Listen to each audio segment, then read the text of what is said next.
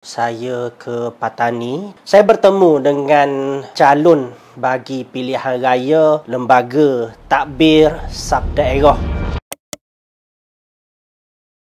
Dan destinasi yang saya tujunya ialah di Kampung Serong. Saya bertemu dengan saudara Saifuddin Kano, merupakan calon bagi pilihan raya Lembaga Takbir Sub-Daerah di kawasan Khartoum tu. Kerana kami mempunyai hubungan yang rapat dan beliau sendiri banyak membantu dari sudut pergerakan aktivisme saya di 3 wilayah selatan Thailand. Banyaklah yang telah kita laksanakan bersama. Antara program yang pernah saya bekerjasama dengan beliau ialah ketika membawa rombongan Dai Muda Yadim di Patani untuk program keluarga angkat. Saya juga ada dapat beberapa maklumat dari sudut isu-isu berkenaan dengan selatan Thailand. Termasuklah juga bantuan ke lapangan yang mana kita bekerjasama dalam tempoh yang 5 tahun kebelakangan ini. Di dalam pertemuan tersebut, saya dengan Abang Puding ada berbincang beberapa perkara. Jadi antaranya ialah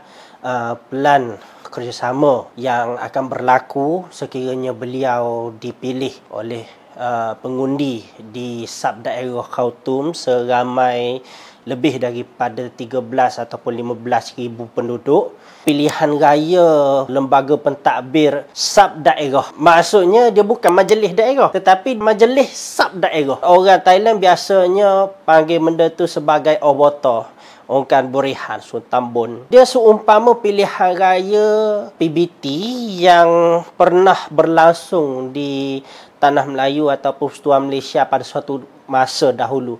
Jadi saya mendoakan selamat maju jaya kepada Abang Puding dan juga tim beliau di Sub-Daerah Khartoum. Apa-apa keputusan kita masih lagi akan berurusan kerana Abang Puding ini bukan sebarang politician. Sebaliknya beliau bermula sebagai relawan dan juga aktivis masyarakat.